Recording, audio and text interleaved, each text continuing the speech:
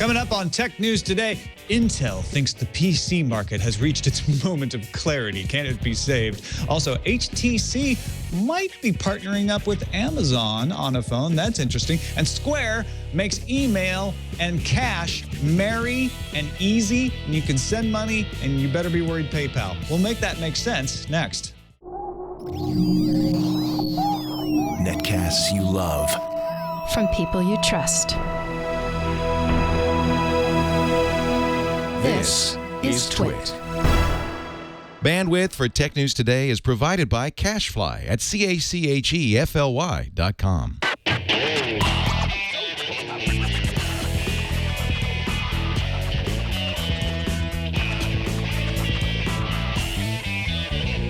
This is Tech News Today for Wednesday, October 16th, 2013, but I think you knew that. Tech News Today is brought to you by GoToMeeting with HD Faces by Citrix, the powerfully simple way to meet and collaborate with coworkers and clients from anywhere. You can share the same screen and see each other face-to-face with HD video conferencing, even present from an iPad. Sign up for your 30-day free trial today. Visit GoToMeeting.com, click on the Try It Free button, and use promo code TNT. And by Squarespace, the all-in-one platform that makes it fast and easy to create your own professional website, portfolio, or online store. For a free trial and 10% off, go to squarespace.com and use offer code TNT10. Welcome to Tech News Today. I'm Tom Merritt. I'm Sarah Lane. I'm Ayaz Akhtar. I'm Jason Howell. And this is the show that takes the most important stories in the tech world, sifts them through a strainer of importance, including your votes on a subreddit, and then orders them up for the top 10 stories of the day in the news feeds.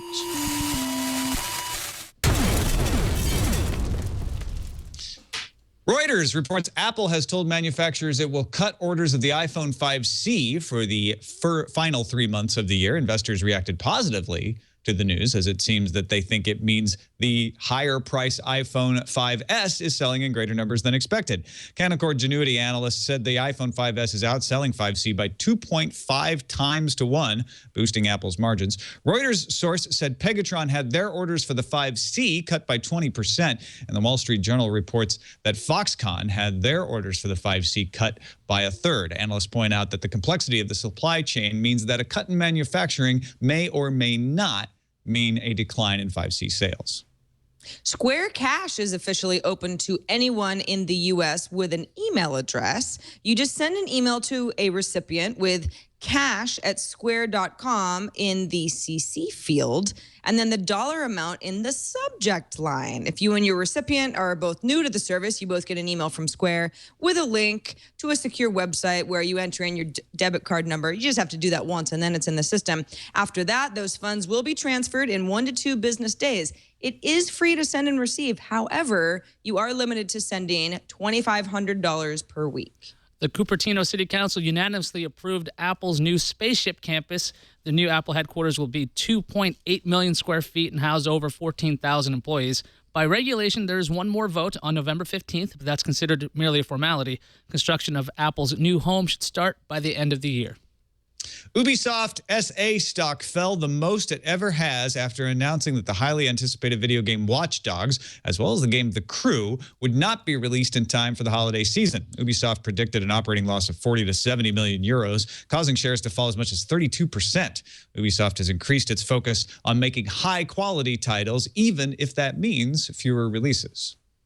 Twitter's filed an amendment to its S-1 filing with the U.S. Securities and Exchange Commission, confirming it's going to file its initial public offering on the New York Stock Exchange under the ticker symbol TWTR. Thank goodness it's not TWIT. Okay. CNBC reports the company roadshow will begin on October 25th. The network also reports Twitter's expected to price after the markets close on November 14th and to debut for trading on November 15th.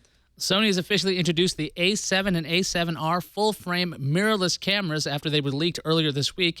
Sony says these are the world's smallest and lightest interchangeable lens full-frame digital cameras. The $1,700 A7 tops out at a resolution of 24.3 megapixels, while the $2,300 A7R can take 36.4 megapixel stills. Both are available for pre-order right now, but will ship in December. Intel's earnings beat analysts' estimates but remain flat year over year. The company's reported revenue of $13.48 billion and earnings of 58 cents a share. Analysts had expected $13.47 billion and earnings of 53 cents a share. CEO Brian Krzanich announced the 14-nanometer Broadwell chip will be delayed until the first quarter of 2014. Broadwell will mean devices that are thinner, faster, lighter, and with longer battery life. But the delay in the Broadwell chips will not delay its successor, the Skylake chip. Researchers from the University of Buffalo in New York have tested an underwater Wi-Fi network in an attempt to make a deep-sea internet. The team says the technology could help to detect things like tsunamis and create a lot more reliable warning systems. Unlike normal Wi-Fi, which uses radio waves, the submerged network technology utilizes sound waves, which provide a better option than radio waves. I mean, just go ask any dolphin. They'll tell you the same thing. The challenge now with wireless communication underwater is getting separate systems used by different organizations to communicate with each other. Akamai's State of the Internet report is out. Among the findings, Indonesia bumped out China for the top spot as a source of malware, with 38% of the malicious traffic to China's 33%. U.S. still stuck with a measly 6.9%. Global average peak connection speeds rose to 18.9 megabits per second. The fastest place on Earth is Hong Kong, with an average 65.1 megabits per second connection speed. Most interesting to some in this report, though, is that for the first time since 2008, port 445, the Microsoft DS file sharing port, is no longer the favorite port for attackers. What are they after now? Well, it's the HTTP port 80 and SSL port 443 taking the honors.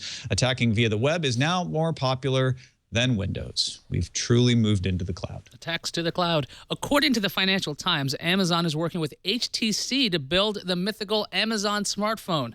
The two are working on a number of phones, with one in an advanced stage of development. The Financial Times says a timetable for a release is not locked down, but an Amazon phone could be launched next year.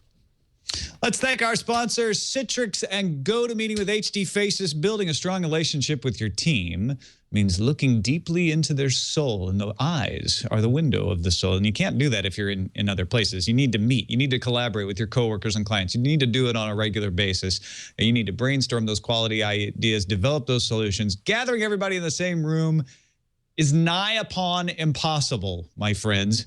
Thankfully, though, you can do it virtually with GoToMeeting with HD Faces, the powerfully simple way to meet online from anywhere, anytime. With GoToMeeting by Citrix, you can share screens, make it easier for your team to be on the same page, turn your webcam to make your meeting a video conference. Turn it on. You got yourself a video conference. Plus, you can launch or join a meeting from anywhere. Use your computer. You can use your mobile device. You can use your tablet, even present from your iPad. It's so easy. We use it for client meetings all the time when we want to have people, different hosts are in different places, and we have a client somewhere else, and then we have an agent somewhere else. We can all be on the same page like we're in the same room with GoToMeeting right here at Twit. So try GoToMeeting free for 30 days. Visit GoToMeeting.com, click the Try It Free button, and use the promo code TNT. That's GoToMeeting.com, promo code TNT. Meeting is believing. All right, joining us now in the very early hours of Thursday from Australia, Mr. Peter Wells at twitter.com/fulltimecasual. How's it going, Peter? Thanks for joining us, man. No worries at all, Tom. It's very well down here. How's everything over at Petaluma? Oh, no, you're in LA now. Yeah, LA's fine. I don't know how things at Petaluma, y'all. It's great. I don't know. I'm not there either. Yeah, Sarah's in San Francisco. How are things in San Francisco, Sarah? Really nice. Just trying to be beautiful polite, and guys. sunny, and the mosquitoes are out in force. Loves it. Other things in the States, good. Minus the shutdown, but Yeah, we don't have a government, but whatever. Worst things have happened. Let's start off talking about those Intel numbers. Intel's trying to say this is good news for the PC market in general. yeah, Tom, you hit upon all the financial information that pretty much the Intel's numbers were kind of flat compared to last year.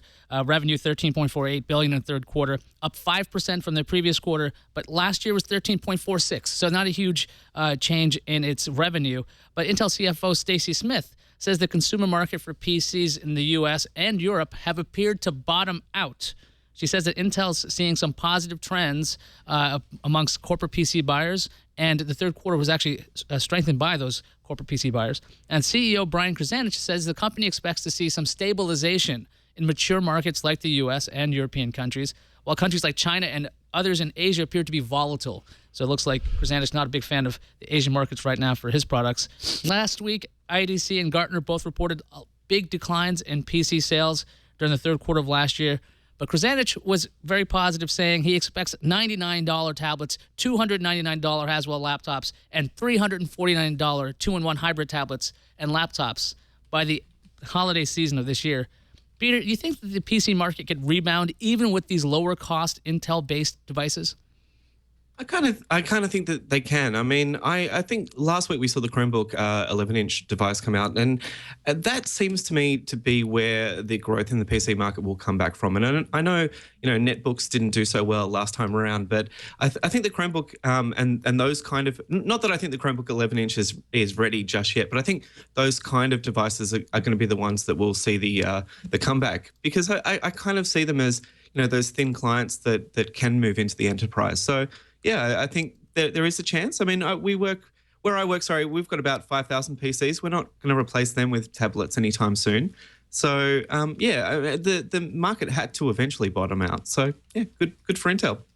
Yeah, it's a moment of clarity for the PC market. They've finally hit bottom and realized, oh, wait a minute, we need to be in tablets. I think it's interesting what he said about Asia being volatile while the U.S. is stable. The stability is good, but it means that the growth might not be as much. But that Chinese market is where they're going to see their growth. That volatility means that it could go up, it could go down. They really don't know where it's going. Intel needs to lock that down like every other tech company if they want to figure out how to find their way forward in the future. So I'm curious what kind of strategy they're going to have there, but I think Peter's right. I think that Chromebooks, ultralight laptops, and tablets, they're getting Intel processors into more tablets, maybe Windows 8 tablets more often than not, but we are seeing them make their way through it. I get the feeling that Brian Krzanic actually has a plan, and he knows what he's doing, and he's ready to move Intel forward into the new age. It just seems like he's making the decisions that need to be made at Intel right now.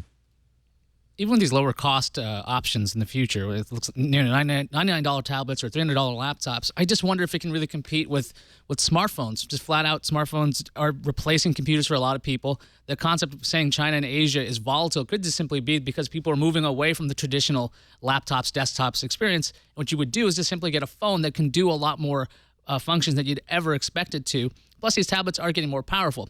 If these things, if these Intel-based devices are $100 or $300, it doesn't really say anything necessarily about performance either. They could be pretty good, but it's not the same as using a phone. And I just don't know if Intel... But it's a Haswell laptop. How could you say it's not going to have good performance? I mean, Haswell's been tested pretty thoroughly, and it's pretty awesome. But people aren't... Well, this is in the theory that people are using computers like they used to. At this point, if you give somebody a computer without an online connection, they usually don't know what to do with it. So Haswell might be amazingly powerful, but how many people are actually taking advantage of what it can do?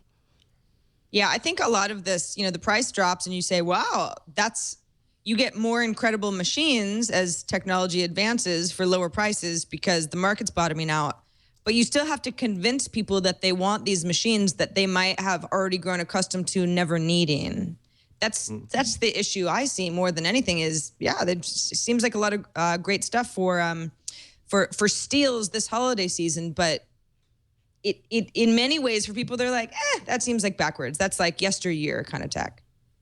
And that's why I think it's, you have to focus on the enterprise because, sure, I don't need a PC in my home anymore, probably. But when are you going to use, this show notes on a phone or Skype into Twit on a phone? When am I going to try that? I think I've tried it once or twice with an iPad, which was kind of a disaster. Mm-hmm. Yeah, exactly. That's because Google Docs was back then absolutely miserable. Now it's Google Drive, and it's not as bad. It's just if you want to have two things up at once, I guess I could use Windows RT, which runs on ARM. I'm just playing around. I'm not going to use Windows RT. Yeah, I think tablets more than phones are where Intel has the most threat and the most opportunity. I know people say, and you're not wrong, Ayaz, to say that people are replacing their computers with phones in a lot of cases, but tablets seem the more viable option, especially when you bring in what Peter's saying with the enterprise as a laptop replacement for a lot of people. And so, Intel's hitched its wagon pretty firmly to Windows for years. Can they get Android tablets to use Intel? They're kind of throwing stones at Apple right now for the A7. Those are the challenges that they'll have to overcome. Let's talk about Square Cash. It's out of private invite, available to all. Competitor for PayPal, U.S. only right now. Sorry, Peter, but you know they'll eventually probably bring it overseas. And all you do if you want to send money to someone the first time is CC cash@square.com to their email address. Then both of you will get a link to sign up and enter your debit card number on the secure Square website. After that, the transaction happens automatically. You don't have to sign into anything. They'll even have an app on iOS and Android that'll allow you to just send by email. You just CC cash@square.com. Now, you're limited to $2,500 a week. It does take 1 to 2 business days for the cash to actually show up. But Peter, if this were to come to Australia, could you see people ditching this for PayPal? I mean, ditching PayPal for this? Sorry. Yeah, no, I've got a Square dongle from a South by Southwest from years ago, but yeah, unfortunately, it doesn't work in this country. Look, I can't stand PayPal, so I'm quite happy for Square to come along and destroy that market. I had one of those PayPal Here's, which is the little triangle version of Square, and it shut down my account as soon as I launched the app. So yeah, I'd be quite happy for Square to come to this country. I'd use it all the time. I was able to use Square Cash in its beta phase because somebody at Square, we were sort of testing it back and forth. Works like a dream. The idea of using the email protocol makes perfect sense. I just want to send a little money to Tom. I'm like, $10 subject line, CC, cash at Square, good to go. However, you know, for something like, let's say, more and more people want to be able to transfer, you know, maybe like monthly rent to their landlords, that sort of thing. I mean, that's something that I actually do through PayPal. And I mean, depending on where you live and how expensive a lump sum might be, $2,500 per week can be a little problematic. Maybe not for everybody, but that would be the first limitation that I would have with it is like, well, it doesn't work for everything, but between friends, a little money here and there, it's very nice. I think the ease of using an email for this. I know when Google introduced something similar with Google Wallet, you could attach money to emails. I thought that was kind of neat. But the fact that Square would work on pretty much any email. So if you're on Yahoo or using Outlook or any of those other things, the ease of use by CCing another email address seems like a really good way to get people to use it. Although it would have to be something that Square promotes a lot, because otherwise you have to remember to type in cash@square.com as opposed to just clicking a little attachment icon like Gmail has. Well, that's where the app comes in handy because it kind of automates all that. It does kick you over to email, but it pre-populates all the fields for you. So it makes it super easy. If people can get over the hump of trusting Square and the secure website and all of that, and this ends up catching on, I think this is a big threat to PayPal just because of that lack of friction to get into it, that ease of use. I mean, Square talks about like, oh, if you're at the bar and you want to pay for the drink, but you don't have cash, you can just email somebody the money. Of course, they won't get it for 1 to 2 business days, so it's not going to help while you're at the bar necessarily, but at least it's something. Yahoo had their earnings report yesterday. They might need you to send some money by Square to them. Sarah? Yeah, so, well, there's quite a few numbers in this earnings report. So many numbers. Definitely spent a lot less money, even though in Q3, Yahoo purchased 8 companies. We've talked about some of them, Rockmelt, Zobni being a couple of them. The net cash impact on those purchases was $163 million. That doesn't just mean, oh, that's exactly what Yahoo paid cumulatively for these companies, because it has to do with cash and stock and what they have on hand. But in Q2, Yahoo had repurchased 25 million shares for $653 million and used a net $1 billion in cash for acquisitions. Most of that was the acquisition of Tumblr. So really, you know, quite a bit less being paid out as far as acquisitions go, although this has been a huge year for Yahoo in that realm. It did beat Wall Street expectations. The company earned 34 cents, which is a 13% decline on revenue of $1.08 billion, which is a 1% decline from the same period a year ago. But, you know, a lot of that is sort of just like, well, what does this all mean? All Things D breaks down that really the ad business doesn't look good. Display advertising revenue was down 7%. The number of ads sold increased just 1%. Price per ad declined 7% as well. If you look at search revenue, minus traffic acquisition costs, was up 3%, which is not a huge gain. Paid clicks rose 21%, but price per click dropped 4%. So if you're kind of saying, all right, well, Yahoo is certainly working on innovation, trying to make its the products that it feels are strongest better. Marissa Mayer puts a lot of emphasis on mobile being the future of Yahoo business and is always touting how many people are visiting Yahoo via mobile.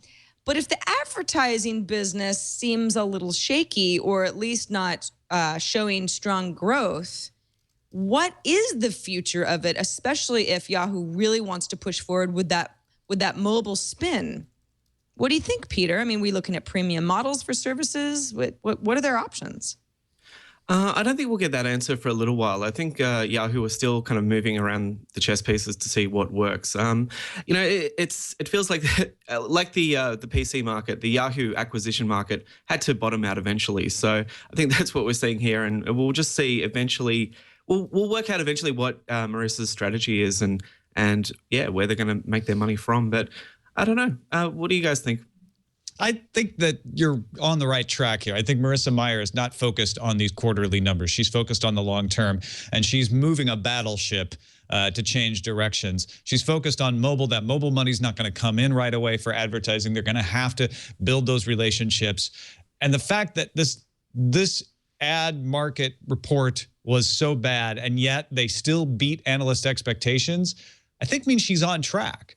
So the big criticism of Marissa is that maybe she wouldn't be able to handle the ad business as well. So far, she hasn't handled it very well if you look just at the numbers, but she hasn't ruined the company. You know, they're basically doing exactly as people would expect them to do.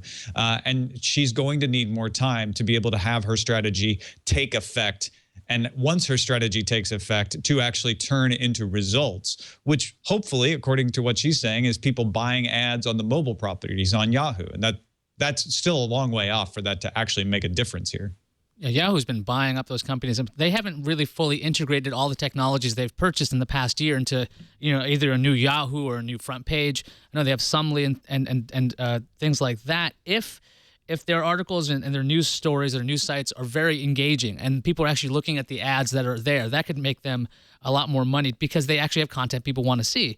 The other thing is, I don't see Yahoo doing a lot of premium stuff because it seems like with things like Flickr and Yahoo Mail, they've taken a lot of those pro features that people used to pay for and they're giving them away for free, and now they're basically asking you to pay for less ads. So it seems like I don't think that Yahoo is going to go back to this walled off featured kind of thing they've done in the past. I just think they're just trying to get as many users as possible. Say 800 million people are looking at our stuff. Advertisers, you should be here. Yeah, I think that's absolutely right. I think she's focused on building users and building repeat users and getting people loyal to Yahoo again. I don't think you can expect that ad market is at the top of her priority yet, but it's going to have to be sometime, just maybe not today.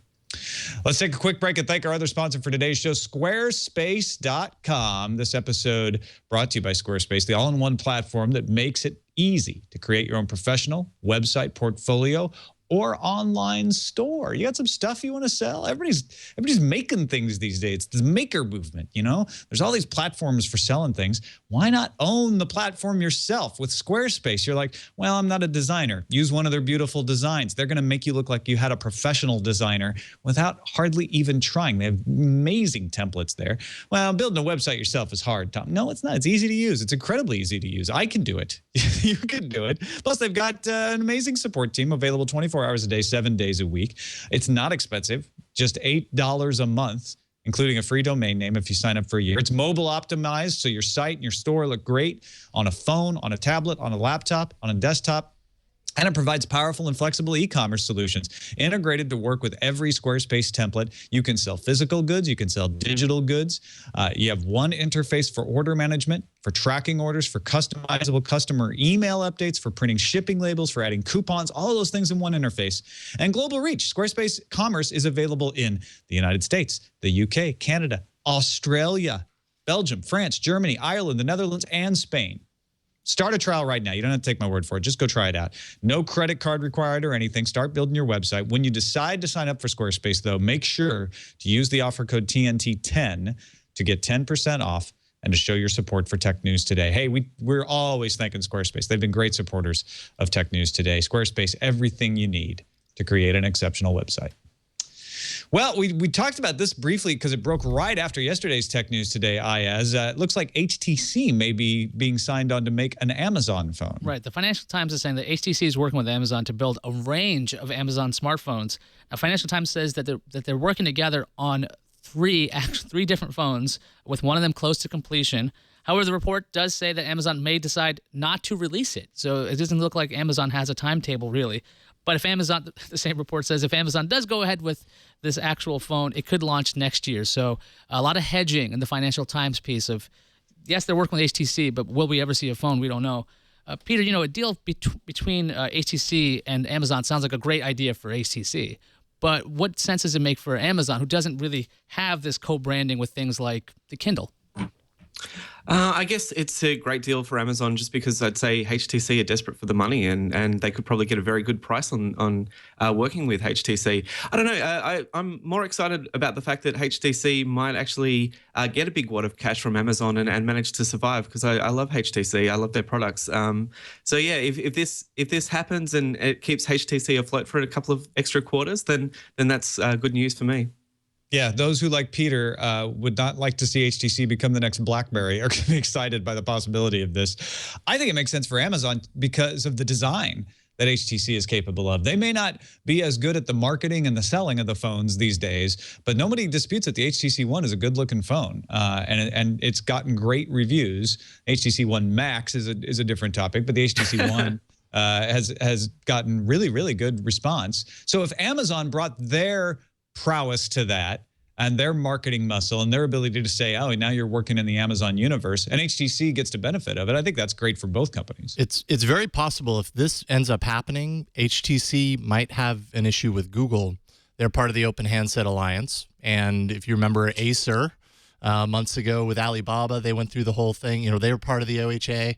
And Alibaba was definitely a forked version, running a forked version of Android with Acer. Acer ended up pulling out of that deal.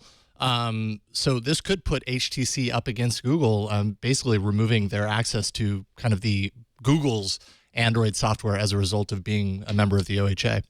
But I believe Acer was branded on that phone, correct?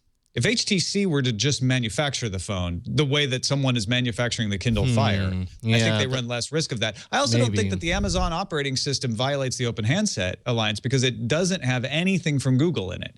And I think that was one of the things that Alibaba ran afoul of, is they were still trying to provide, trying to live in both worlds a little bit. I just don't know why Amazon needs HTC. I know HTC does really good hardware. I don't know if HTC needs to. HTC definitely needs a deal like this. They're trying very hard with marketing. They have Robert Downey Jr. I keep bringing that up because it's such a bizarre concept to try to work with marketing. They have really good hardware. They've cut down their lineup to have focused, well-received devices for the most part. But Amazon could pretty much anoint anybody to make these devices. They don't need to even go through HTC. Unless HTC is offering them something that no other manufacturer can. But Amazon does, they're taking care of all the software like they have with the Kindle Fire, with their Fire OS. And HTC doesn't have to worry about HTC Sense. They don't have to worry about the software side anymore. It could be a really good deal to work together. Yeah, I think so too. All right, Washington Post's Timothy Lee, you may remember him. He used to work at Ars Technica, was reporting on piracydata.org, an interesting website created by software engineer Matt Sherman, along with policy researchers from the Libertarian Mercatus Center. It matches Torrent Freak's top pirated movies, which they put out every week. It's kind of an analysis. These are the movies most torrented, with Can I Stream IT's availability. So you can find out whether the pirated movies are actually available legally. And the reason they're doing this, the team leader, Jerry Brito, says he started the site in response to the MPAA criticizing Google for not doing more to fight piracy, even though Google does try to lower your rank if all you do is have infringing content. He said, why doesn't the MPAA do more to provide legal alternatives? And so if you look at the top 10 most pirated movies this week, you'll see that none of them are available on streaming. 3 of them available on digital rental, though we're pretty sure only one of them was available on digital rental on Monday when this report came out from Torrent Freak. And half of them available for digital purchase, half of them not.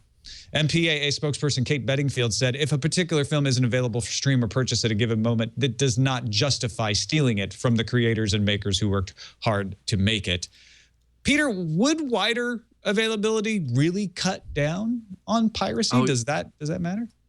Yes, of course. Yes, I love this study. Yeah, of course. I used to, look, I'll say it, I used to pirate music, but now I pay for music for 3 separate services, just because, you know, Pandora gives me something that Spotify doesn't, and iTunes Match gives me something that neither of them do. So I'm happy to pay for content when I'm given a really good reason to. And the music industry has finally gotten to a point where they give me compelling reasons to pay for 3 separate services. Look, I could probably, you know, consolidate that a little bit, but, you know, I'm happy to pay 3 times.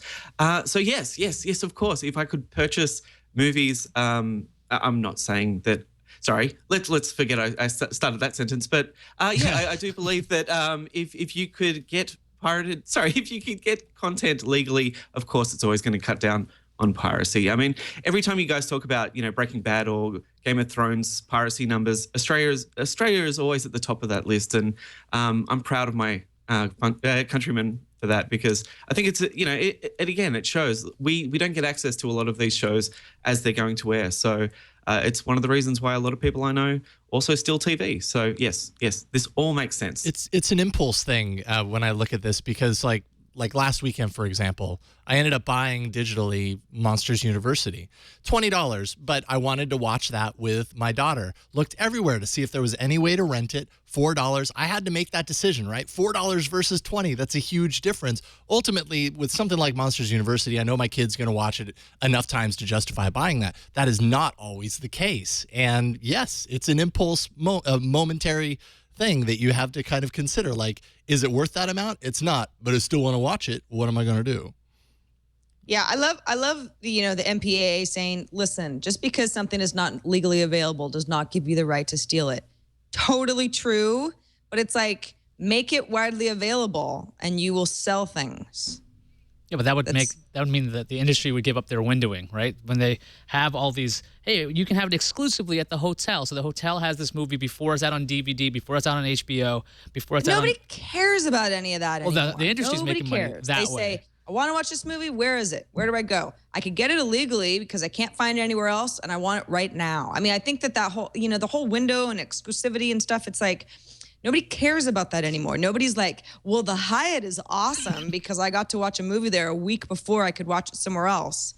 It's just, that's stupid. This absolutely reminds me of working with that difficult person. You know, we've all had that person where it's like, oh, I want to stop having to deal with that person because they have unreasonable demands. And you'll always have another coworker say, look, you need to get whatever your project is done. You're just going to have to do what this difficult person wants, and you'll get the result you want. So it really won't harm anything if you just go that way. The difficult person here is the public, right? They're like, no, we're going to watch the movie we want, whether you make it available or not. And the industry is like, oh, I don't want to have to deal with you. That's not the right way. You're not right. It doesn't matter if you're right or not. What's in the industry's best interests to make the most money is to put the movie out available to the most amount of people. And yeah, maybe short-term calculations say that the windowing system still makes them more money for now, but that's not going to last. So they're going to have to move this way. And I think it's very interesting that the conversation around music has stopped being about piracy. What we've done with music is we made it DRM-free. We made it easy to find. You can find almost every track available in many stores. Now the conversation about music is, how much are the streaming services charging? That's what the conversation should be about. Yeah. How much money is going to artists? That's a good conversation to have. Movie and TV shows are still stuck in the past, where their conversation is, how do we stop people from doing what we actually want them to do, which is watch the shows, but not doing them the way we want to? There's an answer to that. It's right in front of your face, MPAA. Yeah. Yeah. Like he said. All right. What I don't want to say is, sorry you got laid off by Path, but unfortunately I have to say that. Yeah, so Valleywag ran a story yesterday. Valleywag is particularly hard on Path for, I don't know why, but Path spokesperson told Valleywag after Valleywag had reported that the company had laid off 20% of its staff, which amounts to about 13 people. It's not a huge team. They said, we're working to realign the company to support continued innovation and Path 4.0. Well, that part's kind of blah.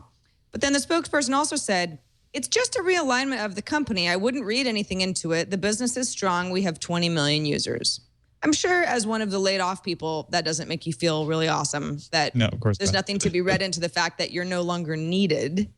Particularly, whether you're a small team or not, that's still a pretty significant part of your team. The company says no engineers were included in the staff reduction. That's a spokesperson talking to The Verge there. But then there's some other whispers that Path is still looking for a lead investor for a new round of capital. At one point, it was a $500 million valuation. ValueWag is now hearing that number has been decreased to about $400 million, which would indicate that there's not a lot of interest for the longevity of the company based on past history. And last month, Path introduced subscriptions for mobile apps. So it was charging users anywhere between like $2 a month on Android to $5 for 3 months on iOS, $15 per year. I'm a Path user. I had a lot of people in my stream saying, well, if you use Path and you're not ponying up for these premium subscriptions, you're really not supporting the company. But as far as I know, not a lot of people have ponied up because it's sort of like, well, what are you getting that's extra? Some sticker packs that you may or may not care about.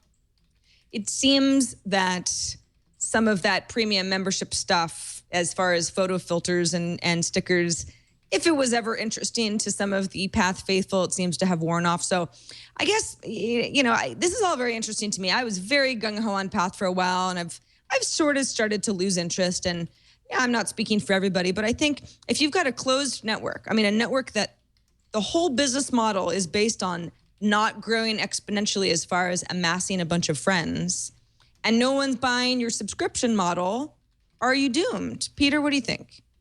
Yep. Sorry to say it so bluntly, but yep. And that's the end of it. Well, no,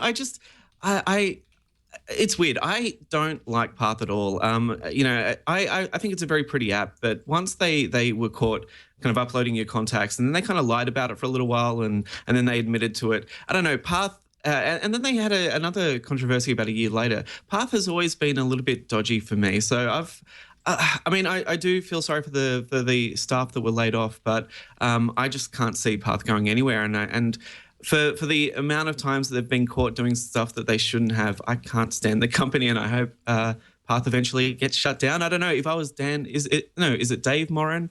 I'd be giving Marissa Mayer a call very, very quickly. I look at Path personally, and I find myself using it less, but that's just anecdotal, right? I still know plenty of people who still use it a lot, and good friends of mine who are way into technology who use it. I still look at this and I think that sounds like spin. We're working to realign the company. That sounds like, well, you know what? We had to cut back, but we don't want to say we're in trouble. Obviously, no company is going to. So that's what you say. That's what you're left to say when you're trying to figure out how to keep the company profitable in the future. And the fact that there's some rumors about whether they get an investor or not, that's kind of typical for startups, but it certainly doesn't help that they haven't found one for another round. That would kind of put the quiet to these rumors, I think. Don't you think? Oh, maybe, but I don't think they're doomed. It just seems like if Path wants to survive, they're going to have to start doing maybe some unpopular things like adding advertisements in there, things that people will pay them for, just so Path stays free. If you want to have those subscriptions and you want to have people pay for stickers, that's a nice, I think, extra income for the company, but they need to find a way to be profitable consistently, like any other social network. So if Path is to survive, I'm thinking we're going to see something like what we've seen with Twitter. We've seen ads creep into there. We've seen that business. There are a lot of partnerships with television industry, and if they're either going to follow Facebook and kind of do the same kind of thing, or follow Twitter, or if they're just going to be acquired by Yahoo, which actually is not a bad idea since Yahoo seems like a natural home for just something like Path, a small social network. So they have to figure out what to do without annoying the users. That's the other thing. They go to ads, they could be annoying a lot of people really fast, and then they lose their clientele. It's a very well-designed app. Path is always, I don't know anybody who's like, well, this really looks like garbage. It's just, everything's happening behind the scenes, and that's fine. And some people really do like that, but it's like, there's something fatally flawed, I feel like, with the Path model, where it does seem like it needs to be part of some bigger company. If it was some little like, hey, Yahoo's got its secret friends group, and that's what Path turns into. I'm just making up a silly name. That makes a lot more sense. Like, here's an add-on to all of the Yahoo properties that we offer you, rather than something that it's so closed that I just feel like there's not enough word of mouth to keep it alive. And if they add ads, that's the end of that. Nobody's going to use it. Yeah, you could use the technology for something maybe like a Yammer, some other kind of closed network idea. But I don't know. Do you guys know anyone outside of the tech bubble that uses Path? I don't know anyone, like any real world people that use Path. I don't know any real world people, period. Oh, yeah, fair enough. That's the problem. Occupational hazard, isn't it? No, I think it's a fair point. There's a couple people in chat saying, like, the only time I ever hear anyone talk about Path is on Twit. So there's a sense that it is sort of an insidery thing still. It hasn't broken out into the mainstream. Although I have seen like pizza boxes with the Path logo on them. So they've gotten some awareness out. Granted, that was in the Bay Area, so maybe that's still inside the bubble. I don't know. Let's fire up the randomizer, shall we? We had a straw poll today with our live audience as usual, and the winner, Ayaz, you're going to be very excited because it's about dinosaurs. Blood-filled mosquito is a fossil first. Now, this isn't a mosquito found in amber. It's found in shale, but it still has a belly full of blood. Are we going to get Jurassic Park, Ayaz? Absolutely not, because I saw the story and I was excited, and it said that the researchers don't know what kind of animal the blood came from. So what we have is a fossilized mosquito, 46 million years old, and it does have, it's engorged with blood, which is a very unusual find. It's the first ever of that kind. The DNA that would be within the blood is degraded.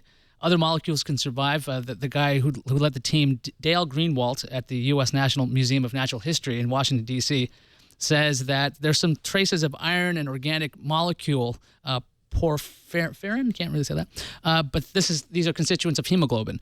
But you can't really know what kind of animal this came from because pretty much hemoglobin-derived are pretty much, they're the same in every animal. So when you're looking at blood, it's going to look the same. So is this going to get us dinosaurs?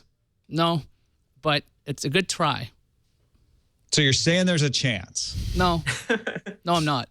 I think there's more of a chance of that whole chicken dinosaur thing that James Horner's working on than this thing. But this is that, it captured that imagination because everyone's like, oh, I remember Jurassic Park, this is going to work. But Jurassic Park scientifically is very flawed. Yeah, it's actually a really good discovery just from the standpoint of being able to find that preserved at all. That's an incredible rarity. But Absolutely. Sadly, no dinosaurs.